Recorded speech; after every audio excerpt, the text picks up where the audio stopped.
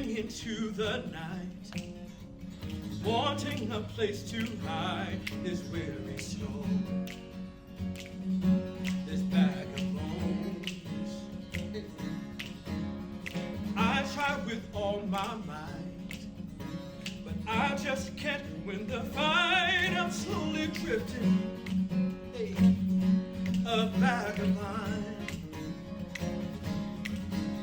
And just when I ran out of road, I met a man I didn't know, and he told me that I was not alone.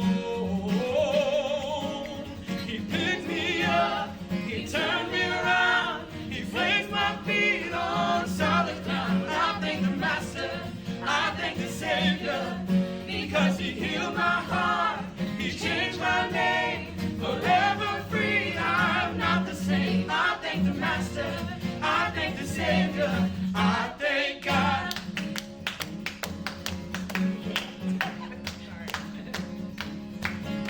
I cannot deny what I've seen. Got no choice to believe. My doubts are burning like ashes in the wind. So long to my old friends. Burden and bitterness, you just can't keep it on moving. No, you're not welcome here. Hey. From now till I walk the streets of gold, I'll sing of how you saved my soul. This wayward son has found his way back home.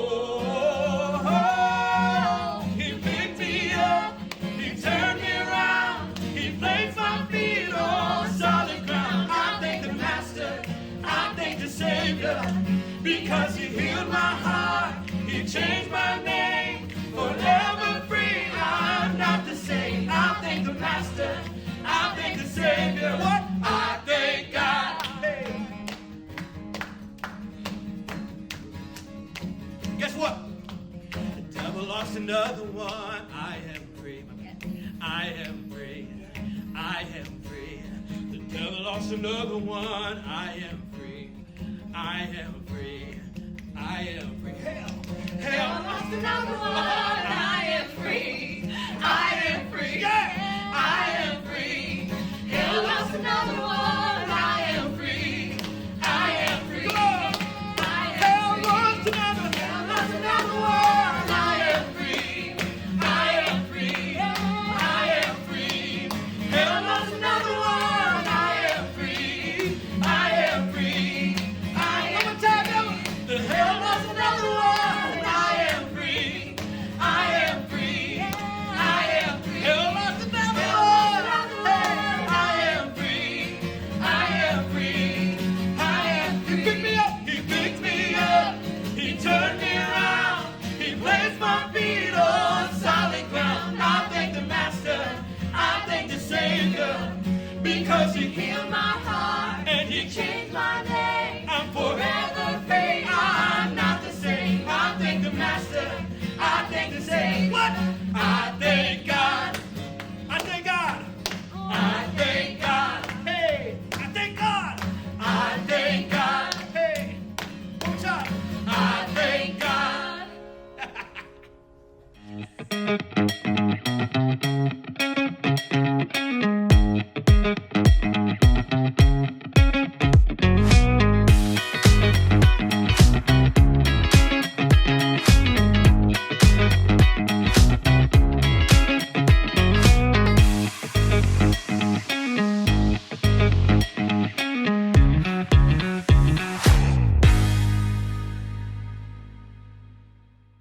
Welcome back to the Money Talk small group. I'm Callie Picardo, and this is my husband Roz, and we've been diving into different ways to have your money communicate your love for the Lord and your love for your neighbor. And this week we're looking at what does it mean to have your money say spend me rather than squander me. Now, the world's not gonna, on the TV commercial or the ad you hear on Spotify, it's not gonna say, come here and squander your money, great money pit opportunity. It's not gonna say that, but often that's the invitation, is to spend more than you should on things you don't necessarily need to impress sometimes people you don't even like.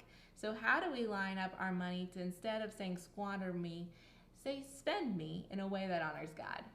Again, the founder of Methodism, John Wesley, he has taught so much about money in his sermons and writings, but he also grew up in hard circumstances. He was one of 19 children, which of course shaped his view of money because he pretty much lived in some sort of poverty.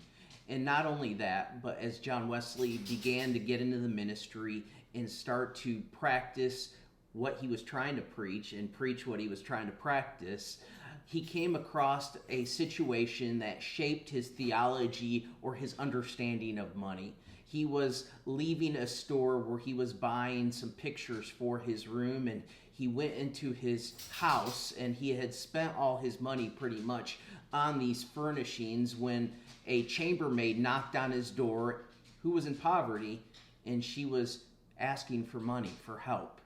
And John Wesley reached in his pockets and realized he didn't have hardly anything to give to her.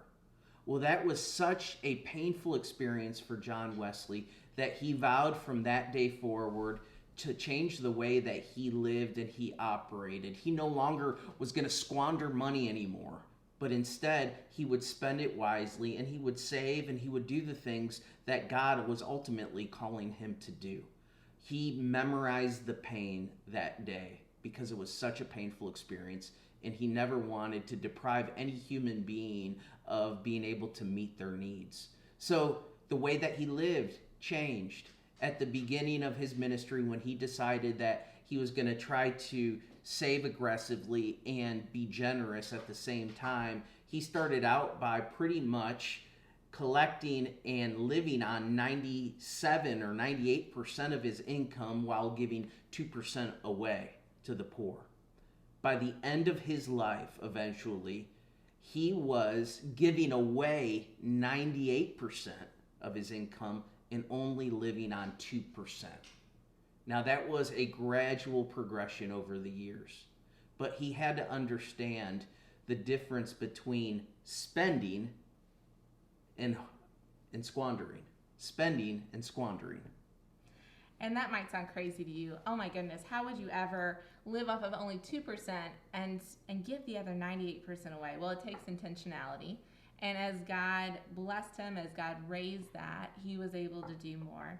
But there are some godly things to spend money on. And actually, the Bible talks about spending money on things that matter. So 1 Timothy 5:8 says, the one who doesn't take care of their own family is worse than an unbeliever. So taking care of the needs of your family, putting food on the table, a roof over the house, that's a priority and one that honors God. But then the challenge is when it starts being like, well, I need that new, latest, greatest. There's that advertising industry that's constantly pulling, constantly tugging, constantly trying to get us to part with those hard-earned dollars in a way that we may or may not need to. And I love what Paul says in Philippians chapter 4 about contentment. He says, I've known what it means to have a lot and a little. I have learned to be content, whatever the circumstance. And I love that word learn. It is not easy to be content, but it can be learned. So how do we learn that? I think it takes going to God over each purchase sometimes and saying, God, is this something I should spend my money on or not? I know some will do a 24-hour rule, especially for purchases over a certain threshold. If you're married, we encourage you to talk with your spouse and figure out, okay, what's that threshold over which we're going to talk before we spend money? Because often I see a spender gets married to a saver. Not all the time, but often that's the case. And there can be a lot of disputes over money, especially if someone's trying to save and the spender's always spending, or the saver's never letting the spender spend money. But God has not given your spouse to frustrate you, but to bless you. And so what does that look like to steward those resources together, to budget together, and to do it in a way that honors God? We have to learn contentment. And so one of the questions that I ask myself, because I love stuff. Now, I love Apple products. I love trying to get the latest technology. I mean, that is one of my things that I just really like to have. But overall, with my purchases, I have to ask myself, would I purchase this item even if no one else ever saw it? And I was the only one that saw it. That's convicting. Oh my goodness. So let me ask that again. Would you buy what you buy if you were the only one that ever saw it?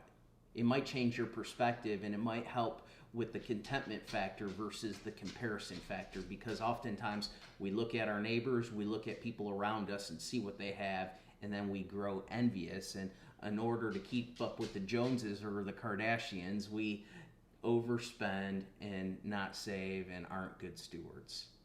Another way to get your spending to line up with God's word is actually to look at where your money goes. To look at your credit card bills, your bank statement, and where are the dollars actually going? And then take a minute and think, well, what are your values? As an individual, as a family, what are the things that you would say if someone said, what is the most important thing to you? What would you say? And then look at those budget numbers again. Look at those finances of where your money is going. Does it line up with your values? If it does, how can you shift it so that your finances do value what you reflect? They're putting God first, taking care of your family, and loving your neighbor. I love the story of Dr. Renee Lockey. I heard it years ago, and it's always stuck with me. She was an OBGYN, and she was saving aggressively. She was not married, no kids, and so she was able to put a lot of money away, and she was just aggressively saving. Until one day God said, I've got a different plan. Do you really trust me with all your finances? And she clearly heard God say, I want you to work like a doctor and live like a nurse. So she thought about it, well, what would it look like to live like a nurse? What does the average nurse make? And so she set that as her spending, like that was the cap, and then everything above that she committed to giving away. It reduced the amount she was saving, but she was lining up her finances, her spending with a way that honored God. And the important thing here is your story is not my story, is not the story of the person sitting next to you, perhaps. What is God calling you to do with your finances? How is God calling you to honor the Lord with your spending? And starting with what you value and what God has put on your heart is a key spot to start when you do your budget. And yes, as I said budget. I know that makes a lot of people squirm, but think about it this way. If you don't budget, it's kind of like taking a big stack of you've had your money all in cash and just throwing it up in the air and hoping it lands where it's supposed to. A budget is simply putting your money where you want it to go. And if it doesn't work, if you try living under that budget for while you're tracking it and you're not able to live within that budget, figure out what adjustments need to be made. A budget is not set in stone. It changes by season to season. And if it doesn't work, you adjust it. It's not supposed to be a rigid, restrictive thing. It's supposed to be an intentional thing. And we want to live out our faith intentionally. So the first thing in your budget when you're trying to craft it should be giving. We call this tithing in the church. We see the principle in the Old Testament and even in the New Testament. It's your first fruits, what they used to call back then. So it's almost like the harvest. You would bring your first fruits to God. And so before you pay any bill, before you save anything, you're saying, God, I want to place you first. And usually the benchmark to that is 10%. But what I tell people is if you're not tithing at all and God is saying, hey, I want you to give, test me in this very thing, you may want to start at 1%. You might grow every year. And if 10% is no big deal, then maybe God is calling you to increase that. So don't just stop yourself at 10%. Maybe God is saying, hey, I want you to go forward. But it's the only place in Malachi in the Old Testament that God says, test me in this. And so God is faithful. We know that when we give generously back to God, we are saying, God, I trust you. And I don't just trust you with this 10%. I trust you with 90%. I trust you 100%. So God, I want to place you and you alone first. And then saving comes next. You do that saving systematically. And we talked about this in lesson 2 in the second week. And so if you missed that, go back and take a look. But what does it mean to save intentionally in a way that's not hoarding? But what is that percent you're going to save? And it might be that you have a percent you're saving off of your regular income. And then as an extra gift comes in, a side job comes in, if there's extra income from different things, maybe those go more intentionally towards saving or toward paying off debt. So that's another piece. If you've got debt, is to work on getting free from debt so you can follow God's call wherever the Lord leads you. Proverbs compares being in debt as in being a slave to the lender. So what does it mean to get debt free? So your only master is the Lord himself, Jesus Christ, and so you can serve God fully. We've got some resources in the book. If you need some help with a debt repayment sheet, you can find some of those online too. But then intentionally work toward getting out of debt. And then finally, live on the rest. What is that remainder? And if you do those important things first, then the rest gets fit in where it needs to get in. And it might mean cutting out some things that are subscriptions or things that you're like, I know I love this, but can you go without it for several months? Maybe you try going out without something for a year to really accomplish some of your other financial goals and to get your finances back in line with what you value. At the end of each session and each chapter, we ask you to go through this spiritual fruits inventory. And so you can do this on your own or in maybe a small group you're in right now. And the challenge is to take that inventory and reflect deeply. And maybe you want to share your findings with those around you. So take the time now. Thank you so much for joining us for Mosaic Church Online. If you feel it on your heart to give, go ahead and click the link in the description box. You can also let us know that you are watching by giving us a thumbs up in the comments or clicking the check-in link in the description box. We'd love for you to join us for Christmas Around the World coming up on November 13th. And we've got lots of other fun things happening at Mosaic Church. Just check out our website, www.wearemosaic.org. We will continue our Money Talks series next week, and if you haven't received the book, you may pick it up at our Mosaic Church offices. Thanks for joining us, and we will see you next week.